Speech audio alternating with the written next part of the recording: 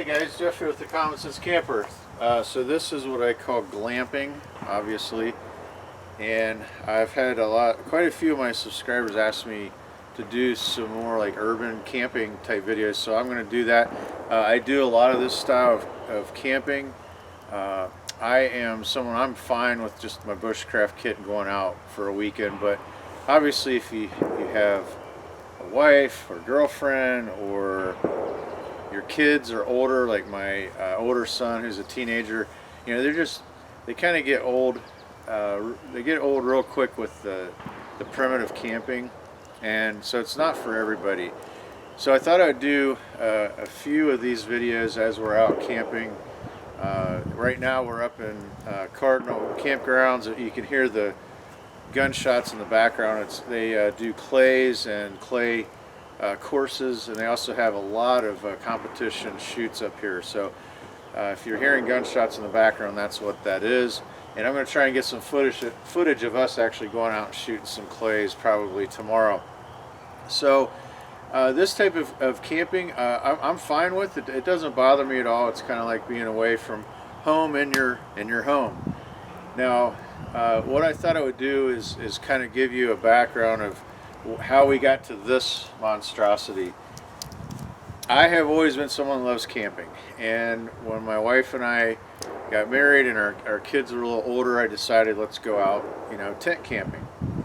And that wasn't too fun for my wife. She was definitely not a fan of that, and unfortunately we did it in Hocking Hills. It was in October and it got really cold at night, and she just was not having fun. So what we did is we went out and bought a pop-up camper, and I bought a used one. I think it was about $1,200. And so if you're someone like myself that has a family that's new to camping and you're not sure where to start and you want to go a little bit beyond tent camping, I would recommend just buying a used pop-up. A couple things you're going to learn from a used pop-up is you're going to find out the things that you really need and the things that you don't need for your camping experience. So we had the pop-up camper for about 2 years, and we narrowed it down to the fact that my wife has got to have a bathroom. And for us guys, it's not such a big deal, but for the ladies, it's very, very important that if you're going to get into this style of camping, that they have somewhere to use the bathroom, especially in the middle of the night. You know, they don't want to walk down to the state facilities, or they don't want to go out in the woods, obviously. So from the pop-up experience, we decided that was the number one thing we needed. We needed something with a bathroom, something with running water. And from there, we just started looking. We went to a lot of RV shows. We went to different RV dealerships and just looked at different campers. And oddly enough, we had a list of things that we had to have, and then we had a list of things that we wanted. And oddly enough, my youngest son, Liam, is the one that found this camper. Now this is a Passport Ultralight. A couple reasons I bought it. One is it is a full shell outside. It's not the sided type of camper, and it was under 7,000 pounds. You have to keep that in mind when you're buying a camper, is what vehicle are you going to tow it with. The other thing is that the camper itself had, I think we had 15 things that we really wanted. It had 13 of what we really wanted. So that was a blessing. Now it was in Cincinnati, so we had to go drive to pick it up, and that wasn't a big deal. It's a couple hours from Columbus. So that's how we arrived at this. So when you are looking at a camper, there's some things that you want to consider if you're just starting out.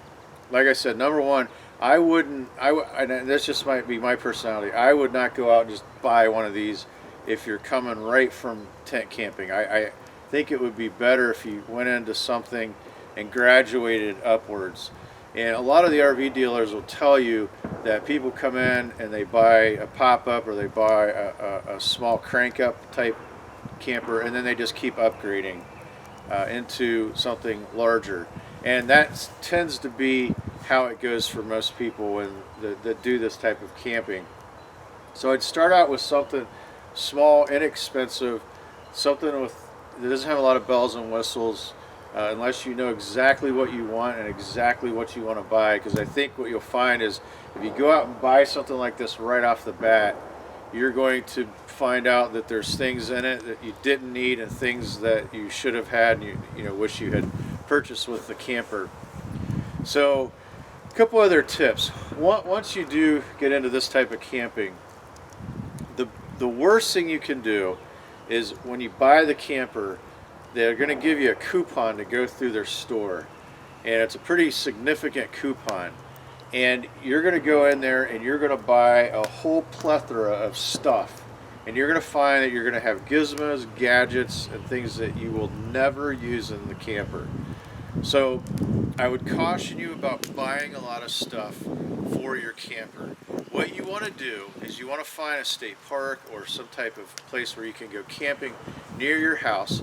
Take the basic essentials that you know you're going to need, and then just make a list of stuff that it takes about 2 days to figure all this out, and you're going to have a notepad with you constantly of things that you need, things that you cannot camp without, and you're going to spend your money much wiser that way, as opposed to just going in and like, oh hey, I need one of those and one of those and one of those and one of those.